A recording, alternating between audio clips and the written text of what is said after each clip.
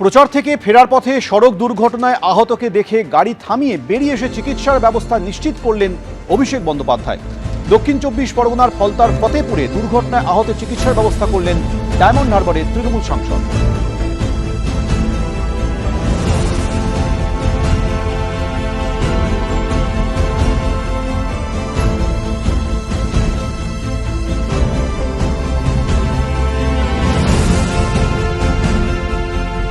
শক্তি চট্টোপাধ্যায়কে ভালোবাসেন, তাই শক্তি চট্টোপাধ্যায়ের একটা ছবিও আপনি উপহার দিয়েছেন প্রধানমন্ত্রীকে। আজকে দেখলাম উত্তম কুমারের ছবি উপহার দিয়েছেন। দেখুন, এর আগে প্রথম আমি প্রধানমন্ত্রীকে নির্বাচন চলাকালীন উপহার দিয়েছিলাম সমীর আইচের আঁকা সত্যজিৎ রায়ের ছবি।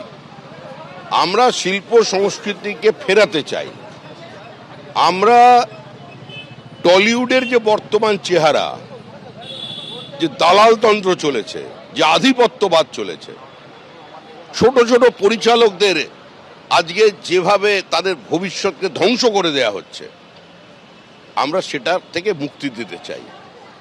শিল্পের ওপরে শিল্পীর অধিকার, সংস্কৃতি জগতেরই মানুষ থাকবে, এটাই আমাদের বার্তা। তবে একই সঙ্গে আমরা এও বলছি যে বাঙালির একদিকে যেমন উত্তম কুমার, আরেকদিকে কিন্তু মোহনবাগান ইস্ট বেঙ্গল। আজকে এই দুটো ক্লাবটা চলে গেছে সম্পূর্ণ তৃণমূলীদের হাতে। ভাঙড়ের চালতাবেড়িয়ায় বিস্ফোরণ কাণ্ডে এনআইএর হাতে একজন গ্রেফতার। বিস্ফোরণে জড়িত থাকার অভিযোগে এই ব্যক্তিকে গ্রেফতার করা হয়েছে। ধৃত ওহিদুল ইসলাম মোল্লা ঘটনার সঙ্গে সরাসরি যুক্ত বলে এনআইএ সূত্রে খবর। বিস্তারিত জানবো, আমাদের প্রতিনিধি রুমা পাল টেলিফোনে রয়েছেন। রুমা, দেখো, জানিয়ে রাখি যে এই যে বোমা উদ্ধারের ঘটনা, এই ক্ষেত্রে কিন্তু নির্বাচন কমিশন খুবই সতর্ক ছিল এবং এই বিষয়টা কিন্তু কোনোভাবেই বরদাস্ত করা হবে না, এমনটাই কিন্তু কমিশন সূত্রে খবর। সেক্ষেত্রে কিন্তু দক্ষিণ ২৪ পরগনা উত্তর কাশীপুর থানায় মাঝেরহাট বোমা উদ্ধারের ঘটনায় এনআইএ তদন্তের নির্দেশ দেয় কেন্দ্র।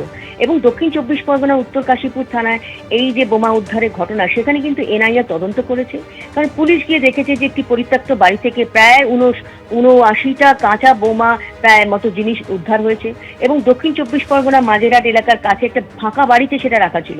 এর পিছনে বড় কোনো ষড়যন্ত্র থাকতে পারে এবং তাই কিন্তু কেন্দ্রীয় সরকার এই এনআইএ তদন্তের নির্দেশ দিয়েছিল। এবং সেক্ষেত্রে জানিয়ে রাখি, যখন এই বোমা বিষয়টা সামনে এসেছে, বোমা উদ্ধারের বিষয়টা সামনে এসেছে, তখনই কিন্তু নির্বাচন কমিশন জানিয়েছিল যে পুলিশকে বোমা প্রস্তুতকারীদের গ্রেফতারের জন্য বিশেষ অভিযান চালানোর নির্দেশ দেওয়া হয়েছে এবং ইতিমধ্যেই কিন্তু সেই অভিযান শুরু হয়ে গেছে এবং তার পরিপ্রেক্ষিতে কিন্তু গ্রেফতারিও হয়েছে।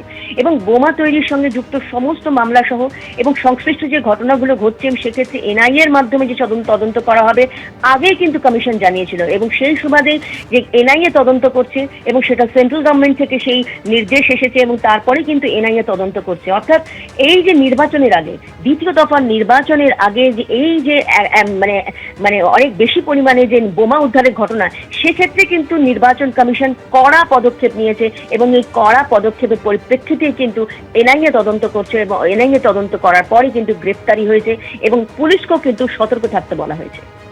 রুমা, ধন্যবাদ। টালিগঞ্জে সিপিএম প্রার্থী পার্থপ্রতিম বিশ্বাসের সমর্থনে রোড শো করলেন বিমান বসু। রোড শোতে যোগ দেন অভিনেতা সব্যসাচী চক্রবর্তী ও চন্দন সেন।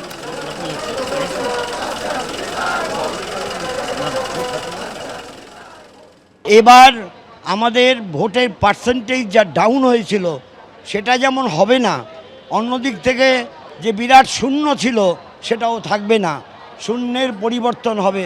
তারপর কত দূরে যাবে সেটা দেখতে পাবে যখন 4 তারিখে যখন গণনা হবে তখন। আমরা দেখতে পাচ্ছি প্রধানমন্ত্রী নরেন্দ্র মোদী একাধিকবার আসছেন, এই বাংলায় আসছেন এবং কলকাতাতেও একাধিকবার আসছেন। আজকে তা প্রধানমন্ত্রীর পদযাত্রা রয়েছে।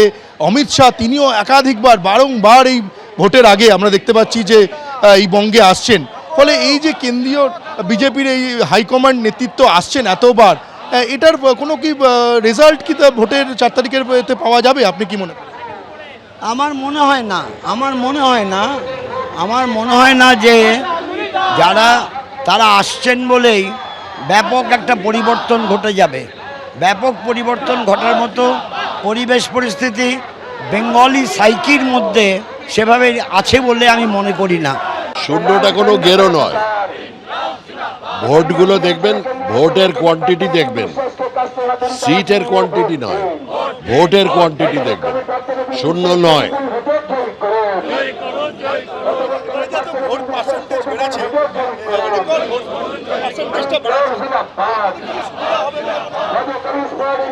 জানি না কি সুবিধা হবে বোঝা যাচ্ছে না, কিন্তু এবারে ট্রেন্ড দেখে মনে হচ্ছে একটা পরিবর্তন হবে মনে হচ্ছে।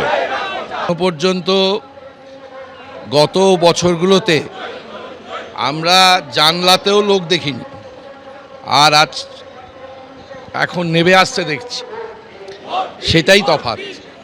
এবং এই যে দেখছেন মিছিলটা, দেখুন শুধু কালো চুল দেখতে পাচ্ছেন, এটাই সবচেয়ে জরুরি ঘটনা। এবং আমার ধারণা যে টালিগঞ্জ এবার অন্যরকম কথা বলবে।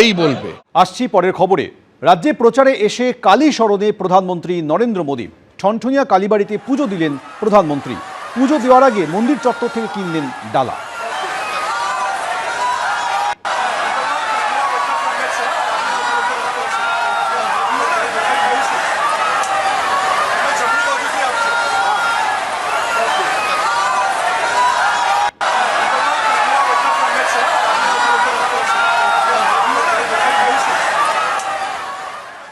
জবার মালা নিয়েছেন, রজনী মালা সারদা মা রামকৃষ্ণদেবের, আর পদ্মফুল, আর ভোলে বাবার জন্য আকন্দ মালা, পদ্মফুল মালা চেয়েছেন উনি, মালা দিয়েছি, মায়ের মালা, রজনী মালা। ভালো লাগলো খুব, সাধারণ উনি খুব ভালো। এবিপি আনন্দ, এগিয়ে থাকে, এগিয়ে রাখে।